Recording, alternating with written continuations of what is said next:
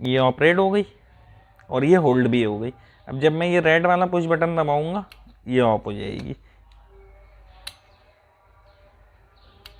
अस्सलाम वालेकुम दोस्तों, मेरा नाम है जहांगीर और आप देख रहे हैं इलेक्ट्रिकल ट्रिक्स। दोस्तों, आपको इस वीडियो में हम खुशामदीद कहते हैं और आज की वीडियो का बहुत अहम टॉपिक है कि हम रिले की एक तो वायरिंग किस तरीके से करते हैं, कैसे इसके कनेक्शन होते हैं। ये एक 8 पिन की रिले है जिस पे हमने एक डायग्राम भी बना रखी है और बहुत आसान तरीके से हम इसको सीखने की कोशिश करेंगे।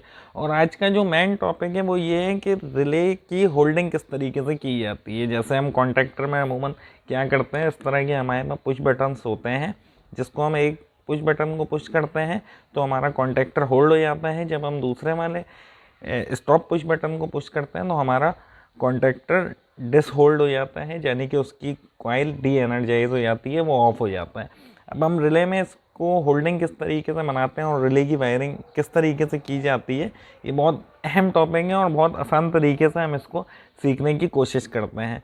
तो आप देख सकते हैं ये हमारे में एक डायग्राम है, जो डायग्राम आपको रिले के ऊपर भी मिल जाती है और ये हर रिले के ऊपर होती है। और ये हमारे में 8 पिन रिले है, आपके में 11 पिन रिले हो या कोई भी रिले हो उसकी वायरिंग इसी तरीके से की जाती है, होल्डिंग वायरिंग भी इसी तरीके से की जाती है। तो जो इसके ऊपर डायग्राम है, हम अगर इसको देखते हैं, आपको कैमरे में शायद नज़र ना आए प्रॉपर, इस वजह से हमने इसको थोड़े बड़े साइज़ में बनाने की कोशिश करी है।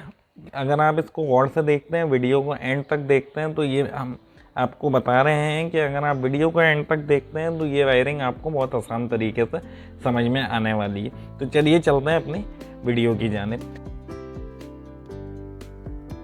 तो दोस्तों, ये आप देख सकते हैं यहाँ पे ये 8 पिन रिले है, 1 से लेके 8 तक ये हमारे पास चंद एक पॉइंट है इसके 1 2 3 4 5 6 7 और 8। अगर हम इसको बॉटम साइड से देखना ही शुरू करते हैं तो ये हमारे में कॉइल है।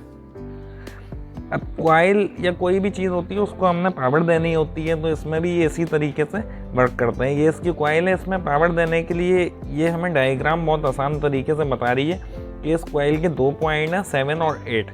इस 7 और 8 पे जब आप सप्लाई देते हैं तो ये रिले हमारी ऑपरेट करती है। इस पर हम ऑलरेडी कई वीडियोस बना चुके हैं, लेकिन मैं इसमें भी आपको डिटेल में समझाने की कोशिश करूंगा और होल्डिंग पे हमारी तवज्जो होगी कि इसकी होल्डिंग किस तरीके से की जाती है। अब जब आप देखते हैं, ये तो हो गए हमारे में कॉइल के पॉइंट।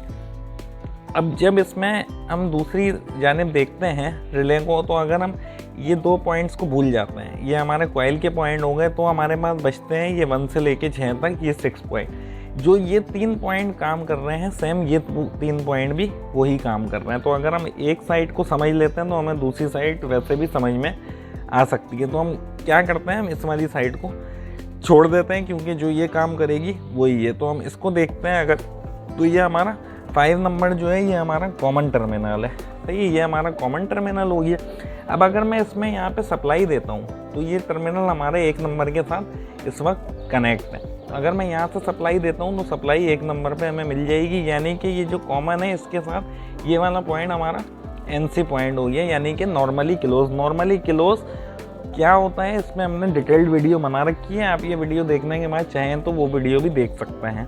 ये कॉमन के साथ हमारा ये नॉर्मली क्लोज हो गया। जब हमारे में एक नॉर्मली क्लोज होता है तो हमारे में एक नॉर्मली ओपन भी होता है, तो ये हमारे में नॉर्मली ओपन हो गया, यानी कि NO।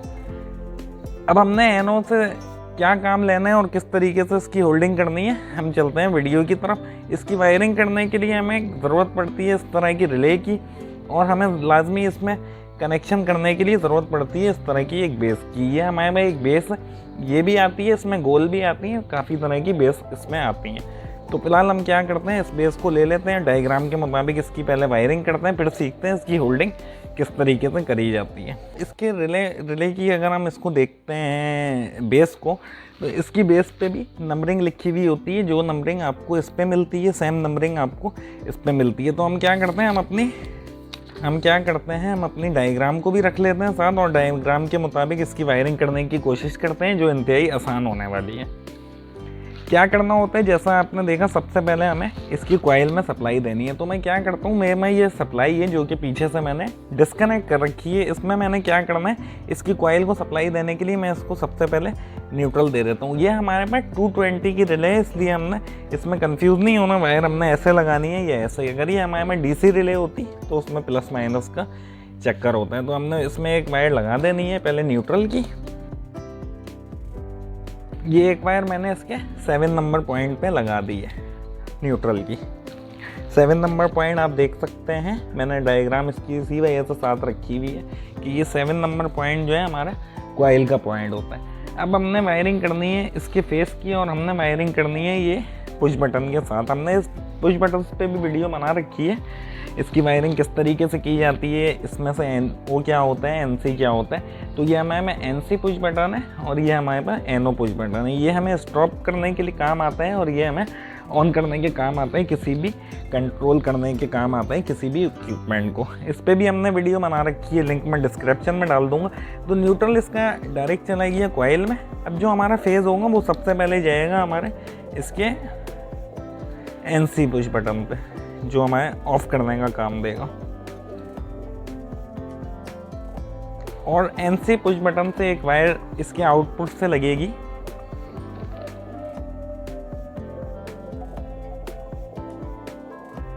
NC पुश बटन से वायर निकलेगी जो कि हमारे NO पुश बटन के एक टर्मिनल में जाके लग जाएगी। वायरिंग बहुत आसान होने वाली है दोस्तों इसकी। उसके बाद हमने NO पुश बटन के आउटपुट से एक वायर लेनी है।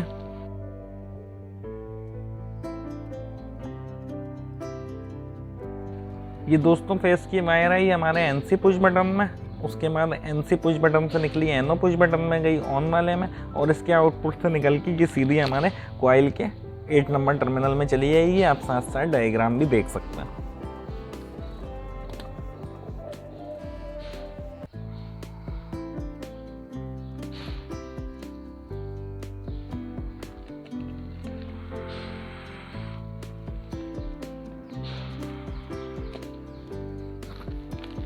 अब मैं इसमें क्या करता हूँ, मैं इसमें एक अपनी ये रिले लगा देता हूँ और देखते हैं ये ऑपरेट कर रही है या नहीं।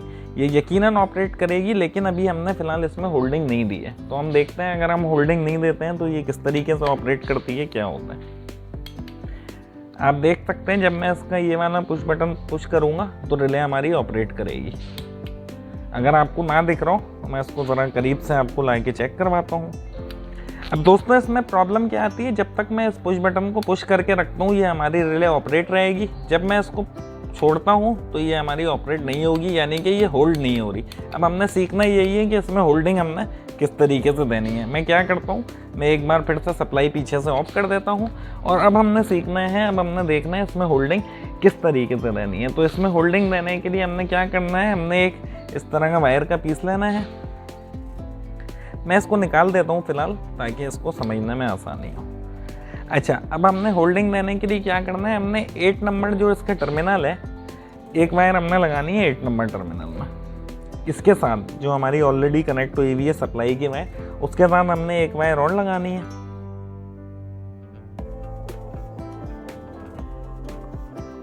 अब ये जो वायर हमने लगाई है, ये वायर मैंने देनी है इसके किसी भी एक कॉमन टर्मिनल में। मैंने आपको बताया जिस तरीके से ये साइड काम कर रही है, सेम इसी तरीके से इसकी ये साइड काम करेगी। तो जैसे इसका 5 नंबर कॉमन है तो इसी तरह इसका 6 नंबर भी कॉमन है। 6 नंबर ये है, बेस पे भी नंबरिंग लिखी हुई है। मैं यहाँ से उठा के चाहूँ तो इसमें भी दे सकता हूँ, और इसमें भी तो मैं इस तरफ दे देता हूँ 6 नंबर टर्मिनल पे।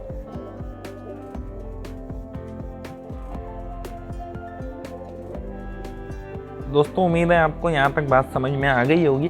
अब हमारी वायरिंग यहाँ पे कंप्लीट नहीं हुई। अब मैंने क्या करना है, मैं एक ग्रीन कलर की वायर ले रहा हूँ। मैन ये होल्डिंग की वायर है हमारी। ये ग्रीन कलर में मैंने इसलिए लिए ताकि वाज़ह ये नुमाया हो, ये होल्डिंग की वायर है।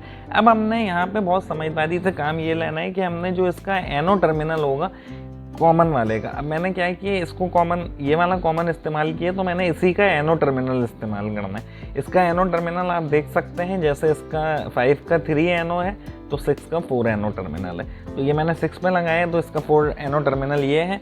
मैं 4 नंबर पे ये वायर लगाता हूँ।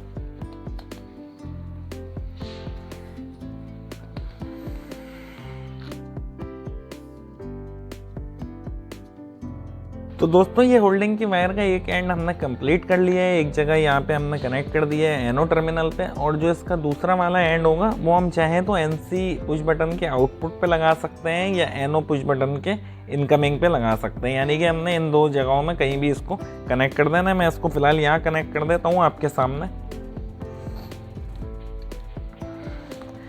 ये जो आपकी ऑलरेडी फेस की वायर होगी इसको आपने नहीं हटाना है, इसी के साथ इसको कनेक्ट कर देना है।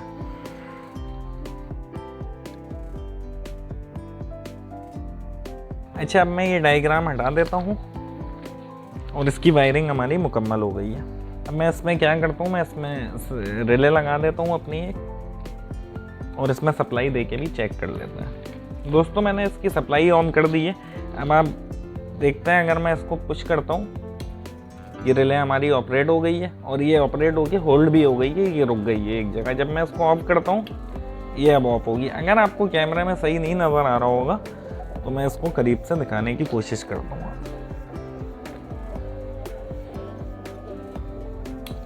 ये ऑपरेट हो गई और ये होल्ड भी हो गई। अब जब मैं ये रेड वाला पुश बटन दबाऊंगा ये ऑफ हो जाएगी। दोस्तों इस तरीके से की जाती है रिले की वायरिंग, होल्डिंग वायरिंग। अगर आपको वीडियो पसंद आई हो, वीडियो इन्फॉर्मेटिव लगी हो तो लाजमी एक लाइक कर दीजिएगा, वीडियो को, चैनल को सब्सक्राइब कर दीजिएगा अगर अभी तक नहीं किए। और हमने इस पर मज़ीद वीडियोस बना रखी हैं, आप चाहें तो वो वीडियोस भी देख सकते हैं।